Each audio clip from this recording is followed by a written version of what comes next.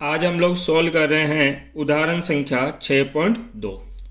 चित्र में दर्शाए गए परिपथ में बहने वाली विद्युत धाराओं के मान ज्ञात करने हैं और किरचॉफ के नियम को सहायता से ज्ञात कीजिए। कंडीशन है कि किरचॉफ ही यूज करना है हमें। परिपथ कुछ इस प्रकार से है, ध्यान देना। ऐसा एग्जाम्पल है जिसमें केसीएल भी काम में आएगा और केवीएल भी काम में आएगा। दोनों ही कंसेप्ट हम लोग काम में लेंगे। तो बच्चा, ये आपके पास एक बैटरी दे रखी है, कितने वोल्ट की? 14 वोल्ट की।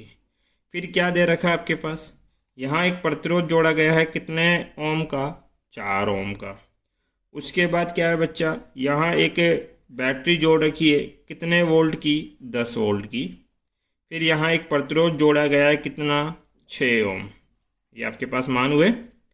इसी प्रकार से फिर यहाँ पे एक 2 ओम का प्रतिरोध है और परिपथ पूर्ण कर दिया। कितना है? 2 ओम। अब देखो इनमें धाराओं की दिशा क्या क्या है। यहाँ धारा दर्शा रखी है, कितनी? I1। यहाँ से धारा आ रही है, कितनी? I2। इसमें धारा जा रही है, कितनी? I3। देखो ये I3 धारा ऐसे बह रही है, इसमें भी जाएगी और फिर इसमें भी जाएगी, तो यहाँ धारा कितनी होगी? I3। भाई I3 तो I और I3 बाहर निकल रही है आपके पास। इसी प्रकार से बताओ इसमें धारा कितनी बता रखी है आपको? I2। और यही धारा बह के यहाँ आएगी, वो भी कितनी होगी? I2। बिंदु देख लेते हैं कौन कौन से हैं। इसको बोला गया A, B, C, D, E, F। सर्वप्रथम क्या करेंगे? हम ढूंढेंगे कि इसमें कितने लूप हैं। कितने लूप है? लूप का मतलब है बंद पथ। तो एक बंद पथ तो ये है। तो जितने भी लूप मिले उसमें आप क्लॉकवाइज भी घूम सकते हो और एंटी क्लॉकवाइज भी घूम सकते हो, परंतु इस बात का ध्यान रखना दोनों लूप में साथ दिशा में घूमोगे। अगर पहले में क्लॉकवाइज अर्थात घड़ी की दिशा में घूम रहे हो तो दूसरे में भी घड़ी की दिशा में ही घूमना है आपको। अब घूमने से मेरा मतलब क्या है?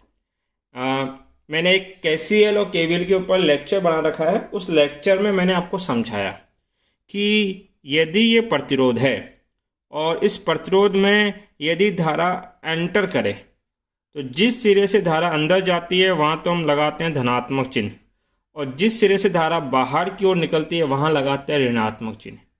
ये चिन्ह परिपाटी है प्रतिरोधों के लिए। तो सेम काम इसमें देखो, धारा कहाँ जा रही है? ऊपर। यहाँ से एंटर करेगी, यहाँ से एग्जिट करेगी, बाहर की ओर निकलेगी, इसलिए क्या लगा दिया? प्लस और माइनस। इस प्रतिरोध में देखो यहाँ कितना बताओगे? प्लस और माइनस। इधर से आई। इसमें देखो यहाँ क्या लिखोगे? प्लस, और यहाँ क्या लिखोगे? माइनस आपके पास। इतनी सी बात क्लियर होगी। सबसे पहले क्या करो? लूप। लूप कौन सा आपके पास बेटा? फर्स्ट। लूप फर्स्ट का नाम क्या है? यहाँ से लिख लो, CEFDC। ये पूरा एक बंद लूप है आपके पास। कितना है?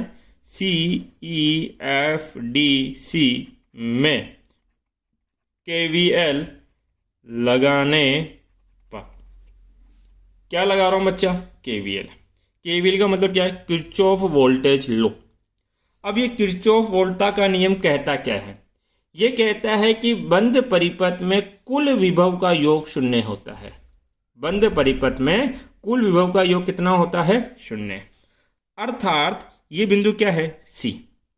यहाँ से चलना स्टार्ट करो, कहीं से भी चल सकते हो आप। E से भी चल सकते हो, F से भी चल सकते हो, D से भी चल सकते हो। समीकरण एक जैसा ही बनाएगा। तो C से चलना स्टार्ट किया, विभव जोड़ना है। देखो अगर बैटरी है तो उसका विभव सीधा सीधा होगा, जैसे 10 वोल्ट 15 वोल्ट, कोई दिक्कत नहीं है। परंतु अगर प्रतिरोध है तो उसका विभव क्या होगा? धारा गुणा प्रतिरोध। हमें विभव जोड़ना है, हमें हमेशा विभव ही चाहिए होगा यहाँ। तो बैटरी में तो सीधा दे रखा होगा, और जबकि प्रतिरोध में विभव कैसे निकालोगे? कितनी धारा बही और उसका प्रतिरोध कितना है, उनका गुणा क्या कहलाएगा? विभव। चिन्ह हमेशा वो लेना है जो आप चल रहे हो उसके एंड में आए। जैसे मैं यहाँ से चल रहा हूँ, यहाँ से चलता यहाँ गया तो पहला प्लस और दूसरा क्या है? माइनस। तो जब मैं इस एलिमेंट को छोड़ के जाऊँगा, इस 4 ओम को मैं आगे बढ़ूंगा, 4 ओम के आगे जाऊँगा, तो अंतिम चिन्ह कैसा आएगा? माइनस का। तो मुझे क्या लेना है? चिन्ह माइनस। मैंने चिन्ह ले लिया माइनस। बनाना क्या है? विभव, वोल्टता। अब ये प्रतिरोध है तो प्रतिरोध में वोल्टता क्या होती है? IR। यहाँ देखो धारा कितनी है?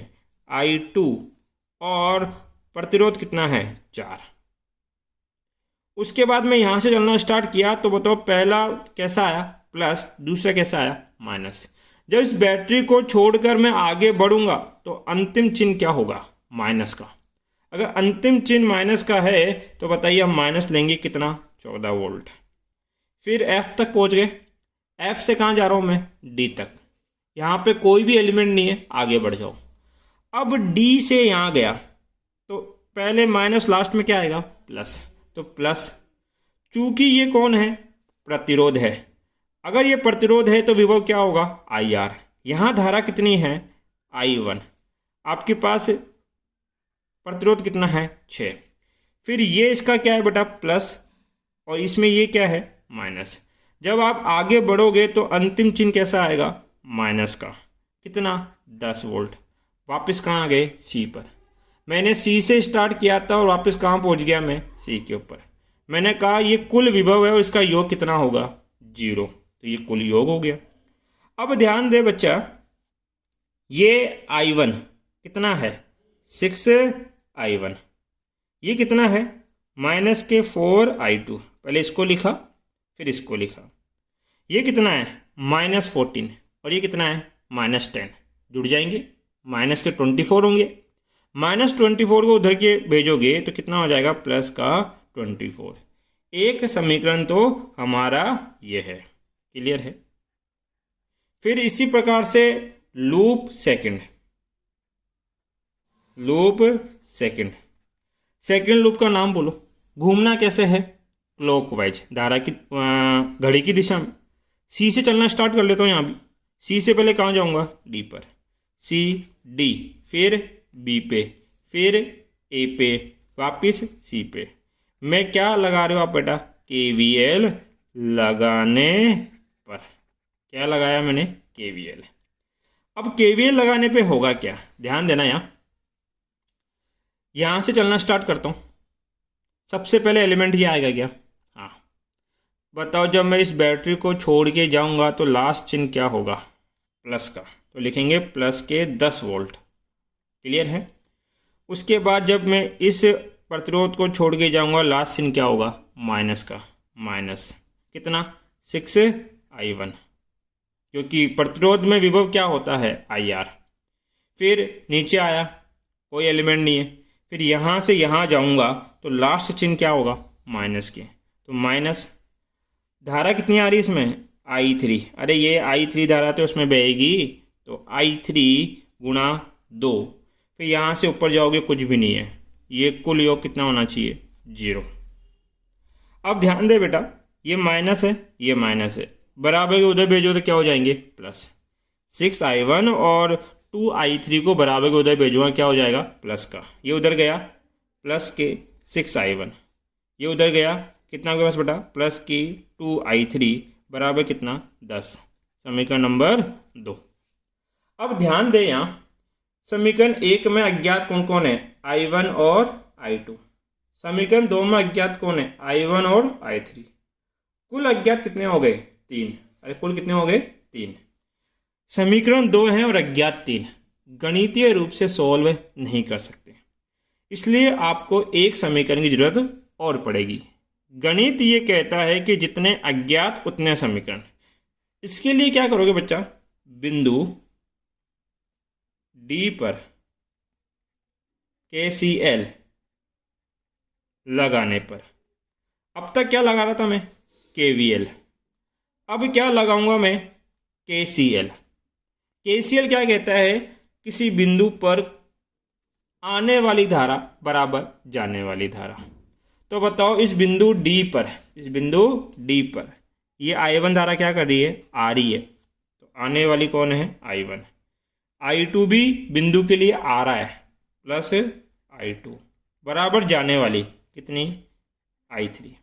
तो हमारे पास एक समीकरण और आ गया है कि I1 प्लस I2 बराबर कितना होता है? I3 होता है।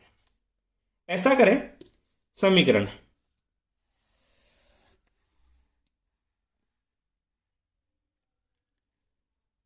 समीकरण 2 में 3 का मान रखने पर।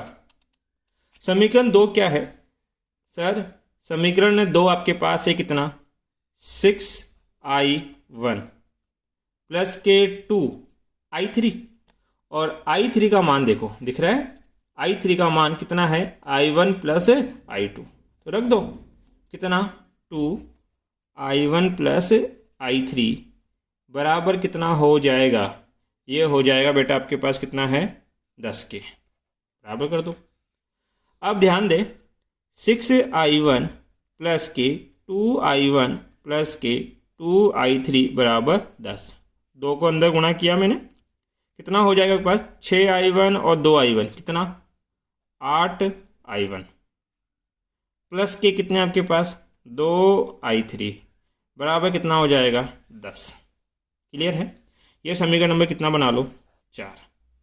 ध्यान दे, मैं विलोपन विधि लगाने वाला हूँ समीकरण 1 और समीकरण 4 में।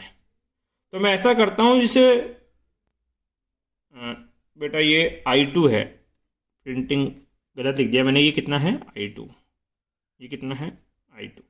ध्यान देना, आपके पास समीकरण 1 और 4 में क्या लगा रहा हूँ मैं? विलोपन। विलोपन के लिए मुझे एक राशि बराबर करनी पड़ेगी। यहाँ देखो कितना है? 4i2, यहाँ कितना है? 2i2। तो ऐसा करो, यहाँ समीकरण 4 को गुणा करो किससे? 2 से, और फिर जोड़ दो समीकरण 1 के साथ। समीकरण 4 को 2 से गुणा करो, इस 8 को 2 से गुणा करूँगा, कितना हो जाएगा? 16i1 प्लस इसको 2 से गुणा किया, कितना आपके पास? 4i2, इसको 2 से गुणा करो, कितना? 20। समीकरण 1 कितना है? 6i1 माइनस के 4i2 बराबर कितना? 24। अब ये कट गए, 16 और 6 कितना हो जाएगा? 22i1 बराबर 20 और 24 कितना? 44। 22 एकम 22, 22 दूनी 44। तो i1 का मान कितना आ गया? 2 एम्पियर। हमसे सभी धाराओं के मान ही पूछे थे, तो i1 आ गया। अब इस i1 का मान या तो समीकरण 1 में रख दो या समीकरण 4 में रख दो, तो किसका मान आ जाएगा? i2। ऐसा करते हैं, समीकरण 4 में i1 का मान रखने पर रखो 8 गुणा i1 का मान 2 प्लस 2i2 बराबर 10। 8 दूनी 16, तो 16 उधर जाएगा, माइनस का हो जाएगा। 2i2 बराबर -16 प्लस 10, 2i2 बराबर कितना हो जाएगा आपके पास? ये माइनस के 6 काटो, कितना बचेगा आपके पास बेटा? -3। तो i2 का मान कितना आया? -3। ये i1 का मान, ये i2 का मान एम्पियर में। अब i3 का मान चाहिए, तो ये जो समीकरण नंबर 3 है, समीकरण 3 से i3 बराबर क्या होता है? i1 plus i2। i1 का मान कितना है? 2। i2 का मान कितना है? -3। सोल्व करो, कितना आएगा? -1 एम्पियर। ये i3 का मान है।